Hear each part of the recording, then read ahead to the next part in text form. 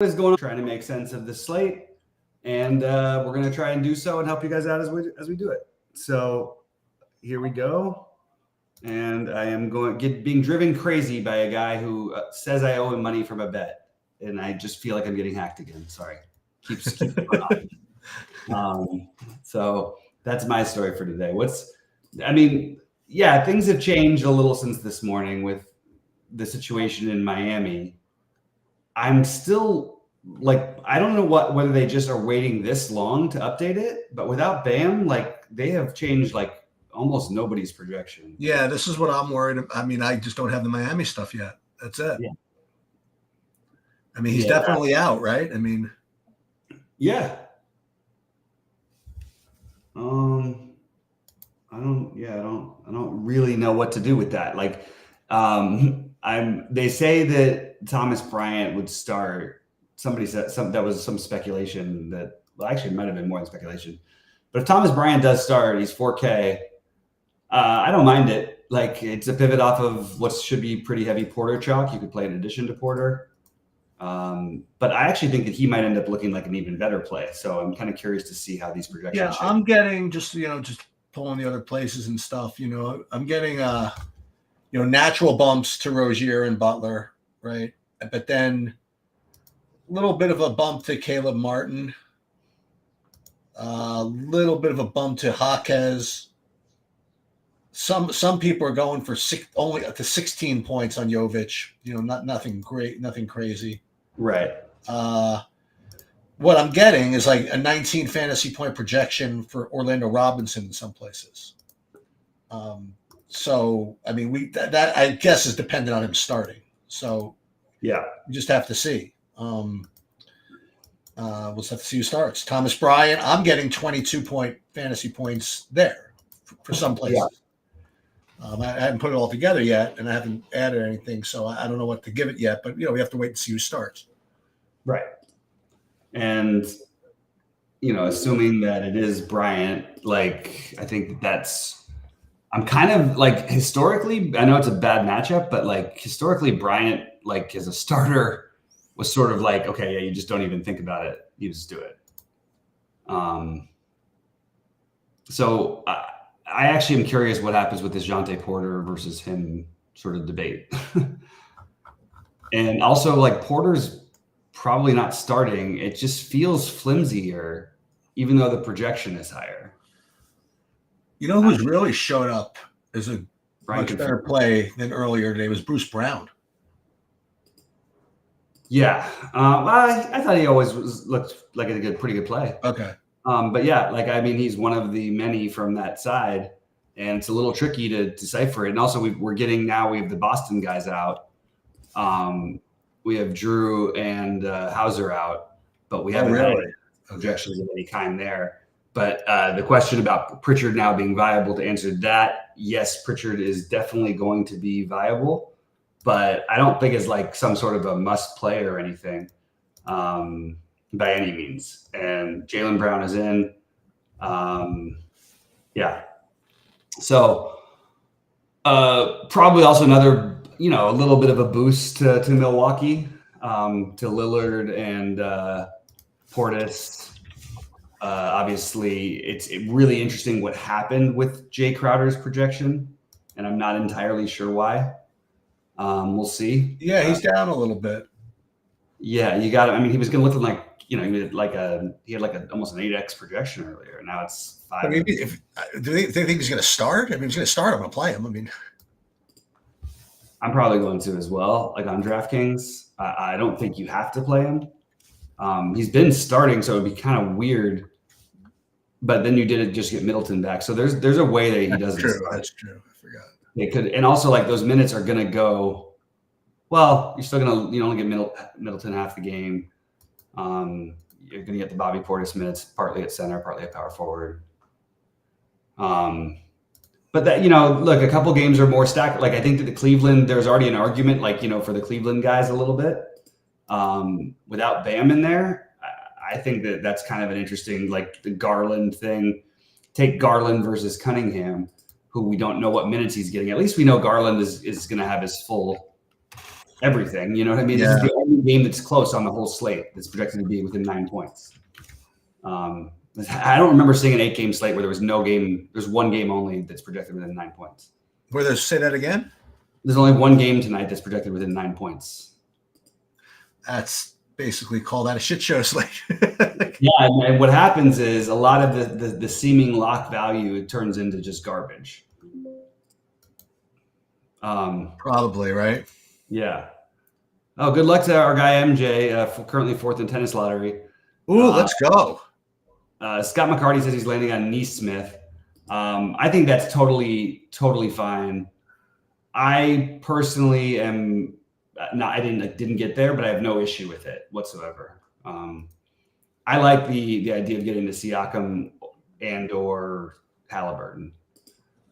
It is weird to me that Dame is not getting more ownership than these guys. I have to say, like any other game, anywhere else, Dame would be the lock play of the guard. Just a lot of point guards, you know. A lot and all at the same price that are all great. You know, I think they're all except for the other one, except for Keontae Ellis is not the same price. Yeah, that's the other one that I guess we got to decide what to do with them. As of now, I think I would lean towards playing him on DraftKings, probably not on FanDuel. Yeah, but then again, like if you play him on DraftKings, who are you giving up? Exactly. So like it's between Cade, Halliburton. My personal favorites are Fox. I like Lillard, but I do think that you kind of want to build like a narrative game thing in your head there. Like, okay, how does it like almost like worth it to play Lillard with Portis? You know, right? That means the game's close, but like it's weird because usually, they take away from each other. But like, I mean, they're gonna have to score a lot of points to keep up with Boston. And it looks like Orlando Robinson's the one who got the big point per dollar projection. So did Thomas Bryant. And that is the thing. Thomas Bryant, very light. Like it could be Orlando Robinson down the stretch, Well, what about down the stretch? Who's going to start? Bryant, I think, is the confirmed. Somebody said he was confirmed a starter. And okay. Because I heard that was going to happen anyway. So, yeah, if Thomas Bryant, starting, like that makes sense. But same time, Orlando Robinson's going to get minutes. Cleveland obviously plays big most of the time. So I am surprised that Butler and Rozier didn't go up more projection-wise. Like it looks like their ownership is climbing, but not so much projection-wise. I'm going to answer also Pingalore. What happened with Ohtani? Something about gambling? Somebody's got to let me know about that one. I didn't see No way. That would be oh, no way. You serious? That would be so ridiculous.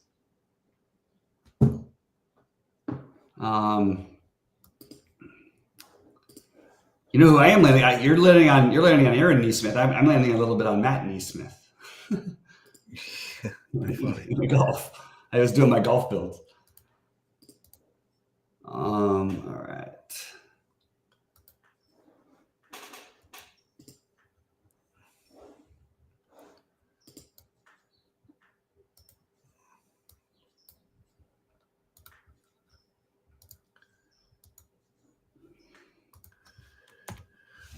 Snake Kings is tilting me. Just their interface. I'm trying to see my freaking packages, and it's like defaulting to the wrong page, and it's just like annoying me. I have to change something. I put too many entries in for something. I'll fix it later. Who cares? Oh, I guess the Dodgers fired Ohtani's interpreter because of massive bets massive illegal bets. Nice.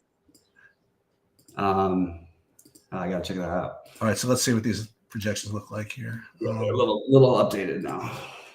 Let me see what Miami looks like before. Butler, Rozier, Jaquez, Orlando Robinson, Jovic. But like, nothing's a lock, I think. I agree. Which is good.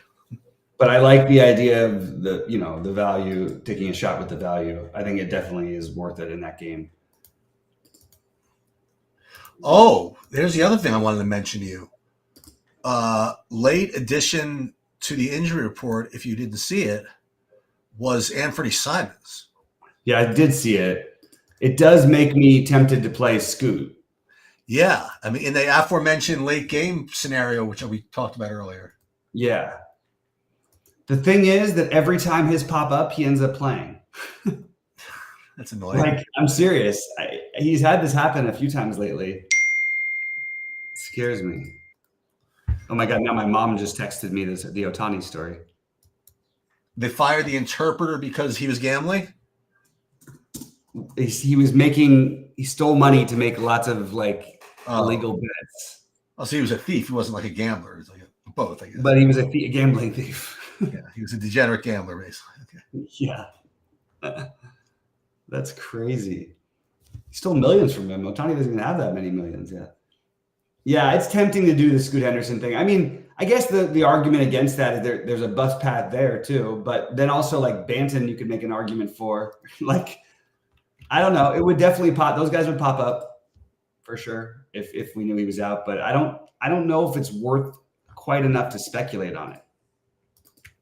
Then you got to get the right one. Who is it going to be? Banton or is it going to be Scoot?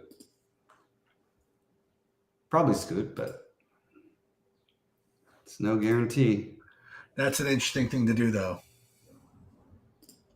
Yeah, and they're saying that Ohtani's rumored. They're always going to be rumored if there's that kind of stuff happens. Yeah. All right, I'm going to update the Umedi projection. Did I miss what? Like, I must have missed a piece of Detroit news that I wasn't aware of. Because of Fontecchio being out, you mean? Oh yeah, because Umedi's projection is popping now. He's at 3,900. Yeah. So it's kind of a tough slate, like in a way, because I do think that the Toronto stuff is good, but I also think that I don't think you need to do what we did last night and make sure we had 3 Wizards or whatever and hope that they were the right 3. I think with Toronto, you could easily make an argument for playing 1 or 2.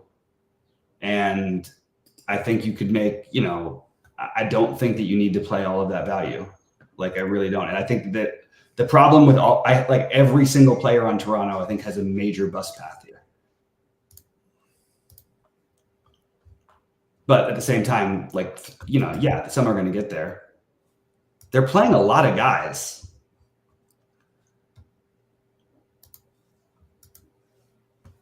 Well, let's have some fun. All right, let me share my screen. Yeah, got it. And I'll do some building, see what it looks like.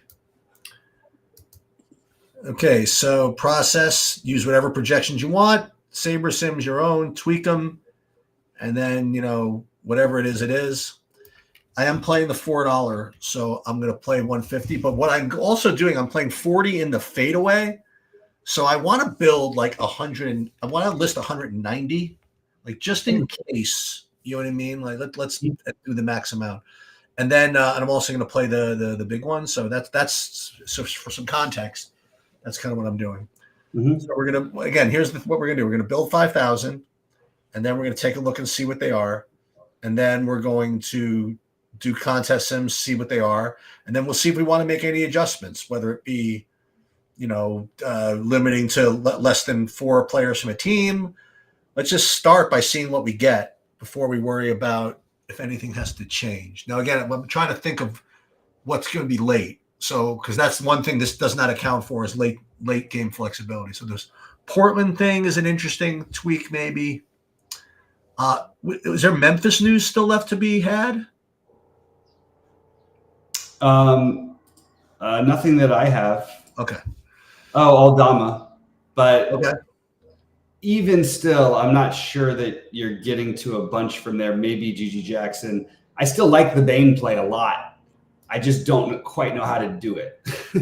I can't quite get the exact build with the 9Ks and him and then get the right pieces, but I might retry.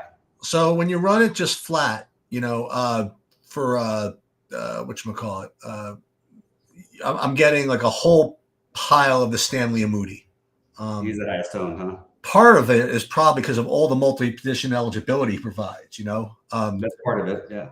Yep, guard, forward, shooting guard, small forward. It's like the ultimate, ultimate guy, and then Jordan Nwora, Jonte Porter, and then down to the good guys. Then we're getting De'Aaron Fox, Sabonis, Lillard, Halliburton, all these kind of guys.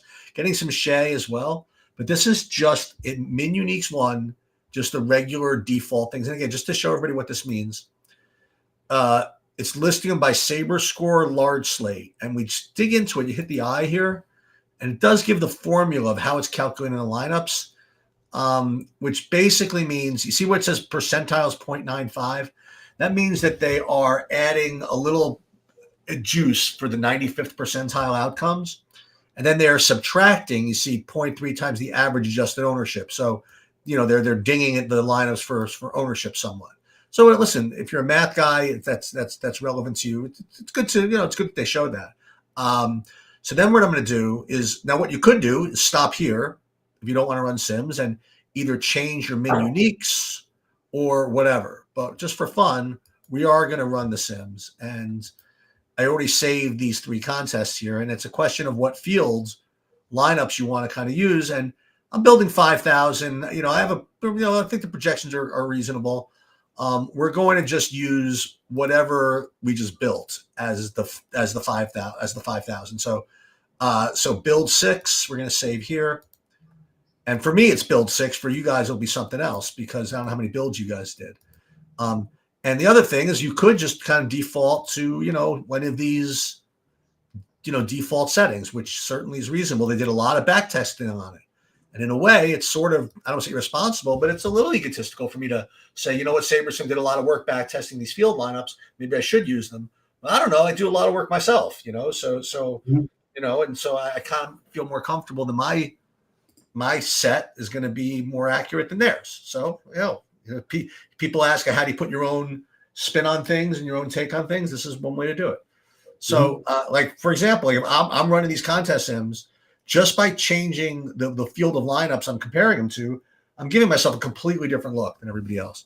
So then let's see what it would look like. So looking at the micro max, which is the 150, let's see. So now Amude is not even my highest owned player, which is interesting. Porter's highest, followed by Nwora, and then like 50% Halliburton. But what's interesting is that you remember where we were. We were at Amude 74%. Okay. And once we applied the sims, we're getting 37%. So it shows that it's at least working for you. It's working for your money. You know what I mean? I don't know if it's good or bad or what's that? Somehow in that period of time, both of the point projections changed for Porter and Nwora. Both went up by like a point and a half. So cool. it was a funny timing of the thing, but that is interesting though. Yeah. So there's this, and then what you could do is, now if you really want to be like super sneaky, you could play 100. Like, see, I'm playing 150 in the 4 and 40 in the fadeaway. I could play 190 completely unique lineups and have like no duplication in any of them, and that's something I think about sometimes. But what I'm going to do, I am going to tailor it specifically to the payout structure. So if I get some dupes, I'll live with it. If not, then I won't. So the question now is whether I go min uniques 2, 3, or 4 or whatever. First thing I want to do is see how many min uniques I can go before it yells at me. And that would be 4. Okay. So if I wanted to go max min uniques, I would go to min uniques 3. And just for funsies, I mean, just to see what that would give me. Not too much different. Actually, a little more Amude, and really wants me to play this Halliburton character, so to speak. And still getting quite a bit of the Jonte Porter. So let's just go, because for the Micromax, we'll go min uniques 3. All right. So for the Micromax, min uniques 3, we will put those in there. And then just again to do something a little different for the fadeaway, which is a little easier, I guess, we'll go min uniques 2. Okay. So go min uniques 2 in the fadeaway and put those into there. Boom. And then we'll just obviously for the mega eights, we don't have to do min uniques, whatever, because we're just getting kind of what we get. And I might not keep this, but you might notice that lineup that I got, at least my preliminary one in the mega eights, was the only did get me 4 of the of Toronto's. And it's something that Bobby talked about a lot is that in those bigger buy-ins, it's a little more reasonable. Not reasonable, but it's easier to win. You know what I mean? Like the smaller fields. Let's put it that way. Putting 4 from one team, where if you're trying to win like the 150 or something, you're gonna need like one-offs everywhere, pretty much. I mean, not really, but it's harder to just like overstack a team and kind of get there. And that's the way I would start. And then I would just, then I would, unfortunately, there's not a lot of late swapping to be done except for after the first set of games, and whatever I have left, I have left. So that's kind of the process. And that's kind of what I do. Mm-hmm. Let's do the same thing for FanDuel. Again, same thing. And again, I do it this way. If you have a SaberSim subscription, with TrueDFS, you should be able to choose from whatever projection set you want. You get Goldies, you get TrueDFS ones, you get the whatchamacallits, you get the SaberSim specifically, whatever. It just depends what you choose. And you can average the two. There's all kinds of ways you can play around with it. And again, that makes you different than other people. So same thing. We're going to build. I think I'm playing only 35. So I don't need to build 5,000 lineups to get to 35. So I'll just multiply that by 100. So I'll go 3,500 lineups we're going to build. And for those of you who play FanDuel, I mean, we'll see if there's a big difference. I mean, I don't know if you even looked at FanDuel today. Bobby, is there anybody you particularly like on FanDuel, if you even looked at it at all? Yeah, I'm on it right now, actually. So it's a little bit of a hedge what I'm doing. I'm playing Bryant, and I'm playing Portis and Lillard over there. Okay. And I'm playing on DraftKings currently in my big one. I'm playing Fox, Halliburton, Cunningham at point guard. And that's a lot of juice, man. Those are guys who can put some points up, man. Yeah. So I really wanted to do that, and then I'm able to get some pieces around that, and I ended up with like Jalen Williams as a random one-off, which I think is a really good play anyway. Just as a guy who fit my builds basically. So that's sort of what I've got over there. And then I think I'm going to end up with Brown and Umude on both sides. I feel a little bit like I'm supposed to fade Umude. Like he can play a lot of minutes and not do a lot, but it's too good of a game environment for the minutes. And I think you just play him, especially on FanDuel to me, because you don't have the other value. Also, Grady Dick stands out as being a much better play on FanDuel just because the way the pricing is. I like my favorite way to get different is don't play Keon Ellis on DraftKings and play him on FanDuel. Because there's 4,800 on FanDuel at 3% ownership versus whatever. What's he going to be on DraftKings? Well, I have before you even get going, I sold something short here, the late swap stuff. I thought that everything was at the same time early, and that's not the case. I didn't realize this. So there's 2 slots that you can late swap. I mean, like this 7:20 area, when you can have some Indiana, Detroit results and Miami, Cleveland results, you could swap here. And then after the 7:30s start, you could swap here as well. So there is stuff you can do, and I'm going to be around. So I'll definitely going to be doing it. Yeah. And one, I think that makes a lot of sense. Okay, cool. And the one thing also that Noira's price is a little different between DraftKings and FanDuel. So is Porter's, but like one thing I'm flirting with is maybe playing Porter on DraftKings, but not playing on FanDuel, and not playing him on my big one on DraftKings, and playing what should be a slightly lower owned Thomas Bryant, even though they're both going to have ownership. But right now, I'm showing Porter, which still feels wrong to me.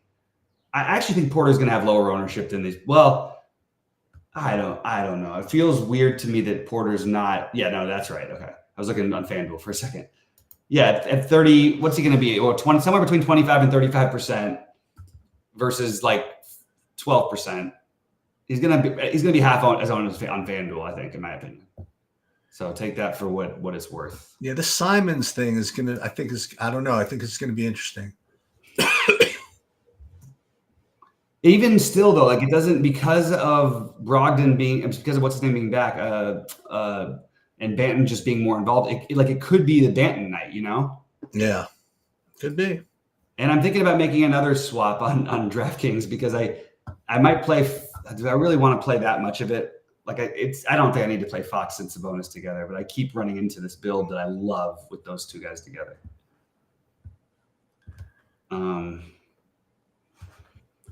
The other guys from Toronto, by the way, we haven't really talked that much about Kelly Olynyk. I still think he's a pretty good play, for what it's worth. I just can't figure out how to get these builds where I quite want them. We kind of need the Toronto starting lineup, to be honest with you. But I'll tell you, this Stanley and Moody play feels like a freaking lemon. I don't know why. Yeah. I kind of agree with you, though. I think I'm going to mix up my build a little bit. I think I'm going to at least I'll put him in one, though. He'll probably be on my FanDuel build. I mean, a 4K guy from Detroit, like a team was tanking. You know what I mean? But they don't really need to tank anymore, so they're kind of just going to let people play. I guess so. Let the young guys play, with the exception of the reason why Cade is scary tonight is because he legitimately, he might have 40 and the whole quarter left, and you might just see him get pulled. We've seen this happen. Yeah. It's going to tick people off, but it's a reality. It's going to happen. I feel like the Porter one is starting to make me feel too questioning. The Porter one? To me, that feels fishy. Like, why is Thomas Bryant going to be lower? I mean, both of them, I can see a bus path, but right. I don't know. Give me Thomas Bryant, I think. I mean, it's definitely a worse matchup, but you could argue that because because the worst matchup, yeah, he's going to be forced to play, right? It's a better matchup, actually. Yeah, that's the thing.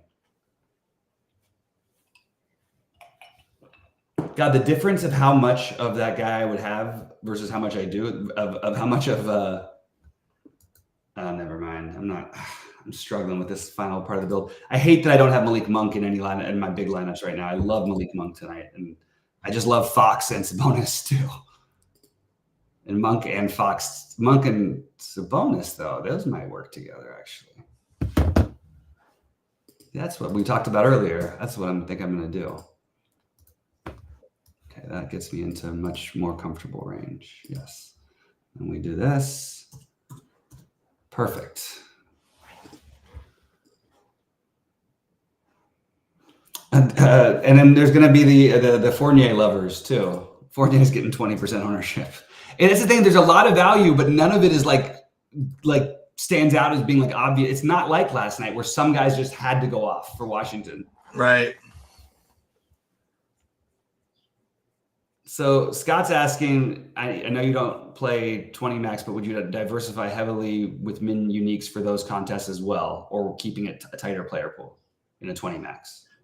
Yeah, I think I answered this earlier. Oh yeah, you kind of did. Yeah, not really. I in 20 max, I probably wouldn't go too crazy with my min uniques. Just not enough lineups. Right.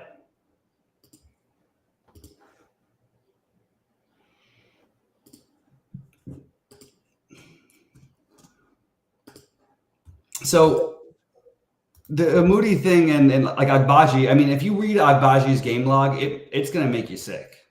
And he's been getting the minutes, but I'm just trying to compare these plays, you know? They're both going to play. They're basically the same play. Oh, man, it's all fishy. Yeah. A little bit.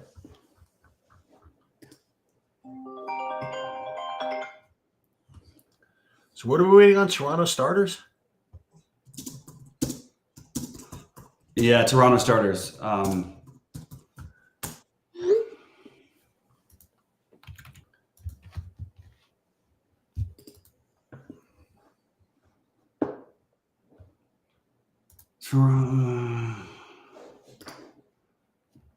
And you got the two guys projected not to start for Toronto, projecting this well. I'm just telling you, there's a very, I mean, right now I'm looking at NBA. They're projecting that neither Porter or Agbaji, I'm sorry, or neither Porter or Nwora start, and I just don't believe that everyone's going to click that button with none of them starting.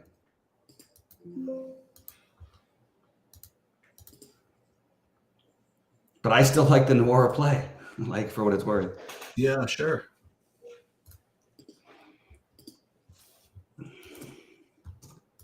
Another different thing you could do is because of the ownership, you could play Fox more on FanDuel and Sabonis more on DraftKings. That's something. I think it's gonna be like one of those weird sneaky slates where you don't get the Toronto news till after you have to decide on the Thomas Bryant.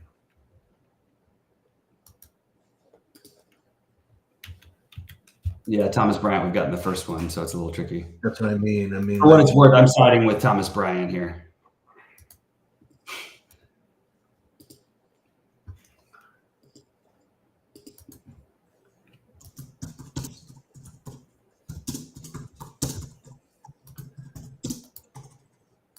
I mean, if you go the route, the other way you can go aside from what you're doing, like you're doing, like you're paying for those point guards.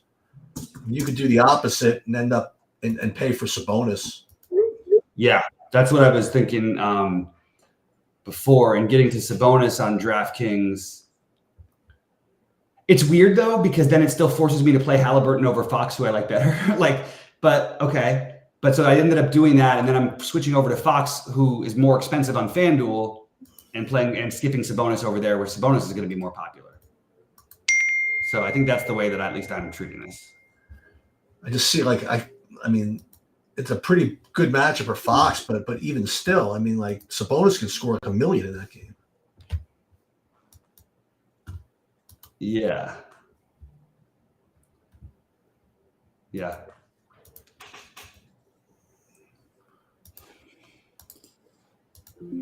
Shea and Jalen together without a run back, that's okay. I wouldn't strive for it, but if I ended up there, I wouldn't hate it.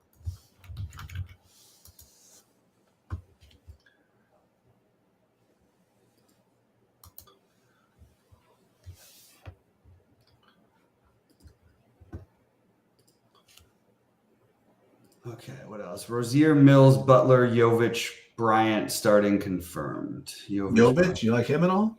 He's been. I mean, it's the same. You get no Bam, so the question is, will they let him play the 5? They haven't shown the tendency to do that, so that's why his projection didn't really change much. We know what this is. He starts. He doesn't usually close. He got bumped up from 13 fantasy points to 16, but he was always going to start this game. Right. Yeah. But I mean, could he have a game? Sure. I think I would be looking more like I think the Rozier, Butler, and Bryant are more the way I would go. I am a little worried though. I guess I'm just going to throw in Orlando Robinson into a couple of my secondary lineups because I'm just not getting to it in my main ones. Actually, maybe that's the way I go. That actually makes What about that other guy that was from Toronto, the not Jameson, some 3K guy? You talked about earlier. Young guy, 3K. I think he's on Toronto. James, is that possible? Grady Dick? No. Guy that we hadn't played before. Oh, Jameis Ramsey? Yes. Yeah, it's so speculative. It could work. I really don't know if Toronto even knows, Right. It's going to be like I can't say it's going to be like an AAU game. You know about that stuff a lot better than I do, but it's going to be like just a feel it out game. Like whoever's playing well is going to stay on the court probably. But I think that's worth a gamble because if it works out like it did with what's his name last night off the bench, he put up 40 or something at 3,400. Butler, was it Butler or the other one? Whoever happened to be at the end. Yeah, it was that guy. What's his name? I can't remember. He went nuts. All right, so I can do this. This is perfect. And this way I can play. I think I'm going to play Tatum on FanDuel. I actually think it's a pretty good play. Because I'm playing that's my Lillard and Portis lineup. So if I play Tatum, it actually makes perfect sense. I do have to play Gigi Jackson, which makes me a little bit nervous. But it's fine. It's a fine landing spot, I think. This is what I'm doing. You could just wait and have Ayton at the end of the day of the night if you want. But here's my problem with this build. I just realized it. I accidentally ended up with 3 from Sacramento and only 1 from Toronto. Something's missing here. I gotta fix that a little bit. Yeah, that doesn't seem very pure. No. Oh, do I really want to have Grady Dick as like a lock play tonight? That feels annoying, but I don't want that. I mean, there's such a bus path here. Like, it's a great matchup, but all right, there we go. This is a little better. Just play 3 of them and then play Kelly O. Why not Kelly O? It's a little thin. I like it though. The problem is, like, I literally I kept trying to rebuild in so many different ways, but everybody's too cheap for Toronto. So I just kept having like too much money to spend after I got the guys I wanted. Oh, Gary Trent is interesting. Maybe as a pivot. I don't think he's going to actually be as owned as they're projecting. I was getting some of him last build. I was getting like 20%. God, it feels so fishy to spend ever this much money on Gary Trent. But I guess, I mean, you're that shorthanded and he's put up, 6X like 3 times in a row. I guess maybe we should consider it. All right, I'm getting closer to my builds here. I'm feeling pretty good.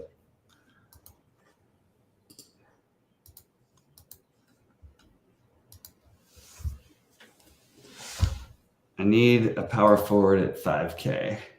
Harrison Barnes. Ugh. George Niang, Minia. 4,800? Come on. It's got to be somebody over here. Oh, never mind. I can play small forward too. I guess I don't want to go back to Noora on both lineups either. I like Noora, but I don't trust him enough to play him in both my lineups.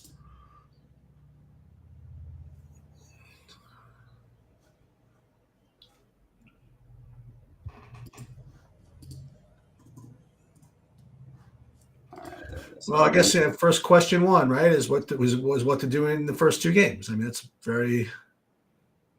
Yeah.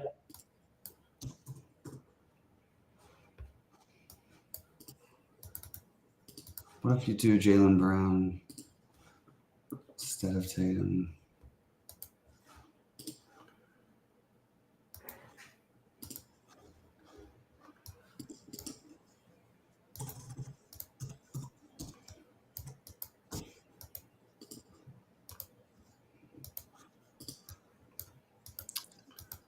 You know who I would play if I was playing 150 as just a completely. They made him too much money. Never mind. I was gonna say it's like a sneaky Paul Reed could have a big night. Oh, but just they made him too much. This is a pretty nice lineup. Okay.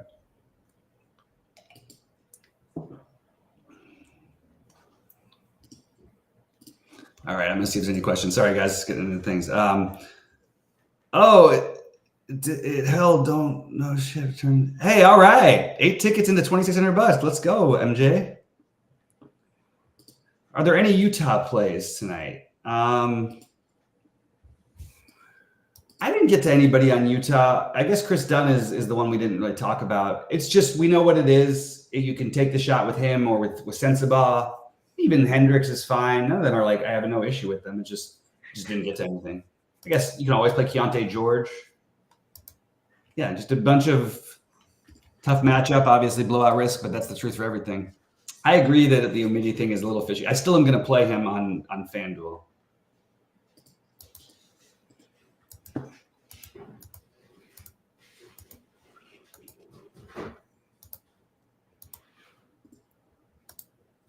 Got Orlando Robinson who may not play at all. And he's getting this ownership. That's crazy. It must be. They got to have dwindled it down, right? Yeah. They did a little bit.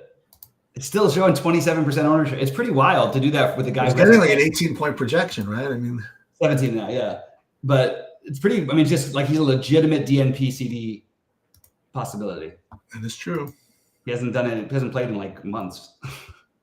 Is Giddy too thin tonight with how Shea projects super low? I have no issue with all those guys on OKC. To be honest, if I ended up with Giddy, he'd be the thinnest of them all. But if I ended up with Chet or Jalen or Shea or Giddy, and Giddy again would be the least likely one I want to play. But I would still play him. I think it's totally fine.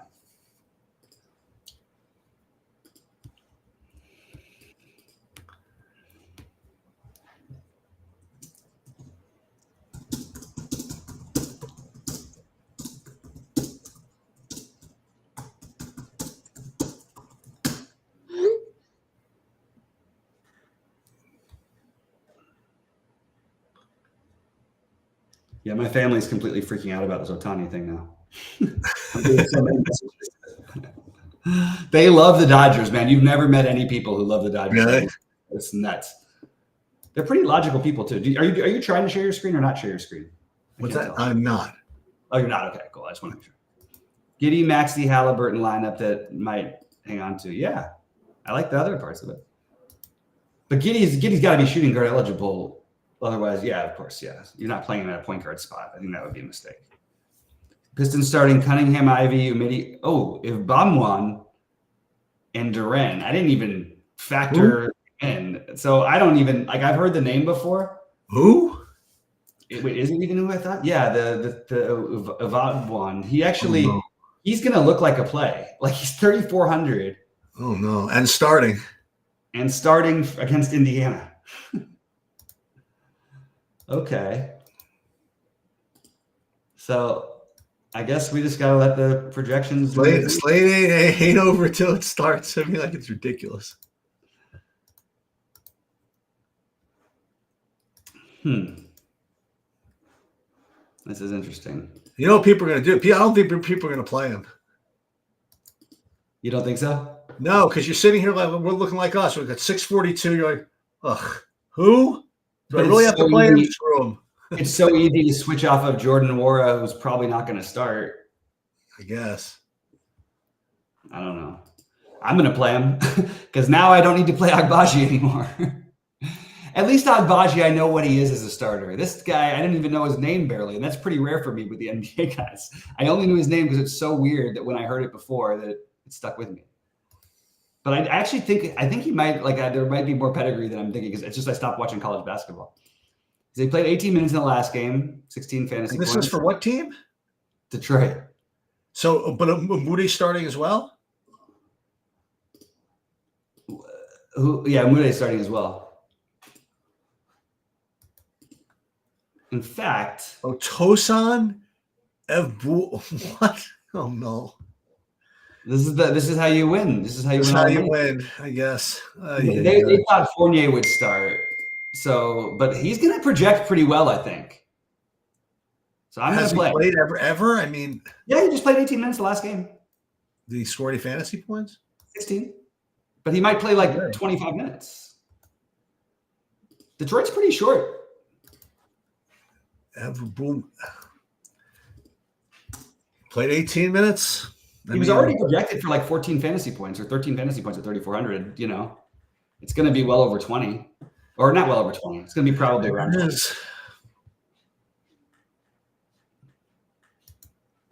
20. And there it is. Yeah, feels good actually to me because that means I don't have to do the thing I was doing before. All right. So I'm just gonna. Unfortunately, I'm not gonna have time to do a full projection update by 7, including him. So you guys are on your own. But I guess I better go because I have to see what the hell happens. Okay. I will. I'll be around the late swap for a little while, and good luck, everybody. All right, I'm gonna hang out for a little bit. Good luck, Sheets. Yeah, I don't think you have to do this, but I probably am going to do it. I liked my build. We're gonna do a Mude here and Dick down there.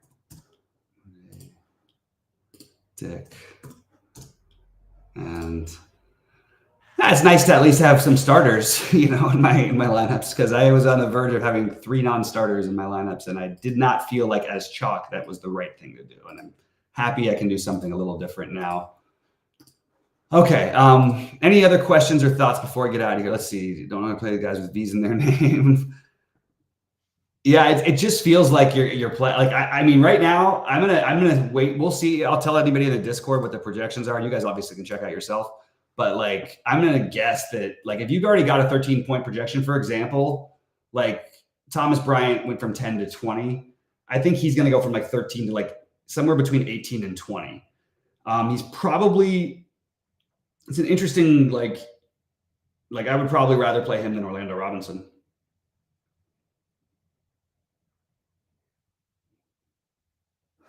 All right. And I think I would still stick with Noor over him because the upside is high. But I think that right now I'm currently playing both of them in my big buy-in on DraftKings. And by the way, if no one else is going to play him because they don't feel comfortable with the name or whatever, it's fine by me. I've seen a million times. We just saw it last night. Every time there's somebody out there, it could be anybody. It could be anybody's night, and it's the NBA. They're all good. If they play enough minutes, they're just going to walk into points, especially against a team like Indiana. So I'm going to suck it up and do it. Again, I think there is some risk here, but I like it too much to ignore. So that is where I'm at. And that's that's all she wrote, I guess, for that one. Well, I did go different with my build on freaking DraftKings. We'll see. My FanDuel build, we'll see. I'll do my exposure here. I'll put it in our Discord channel.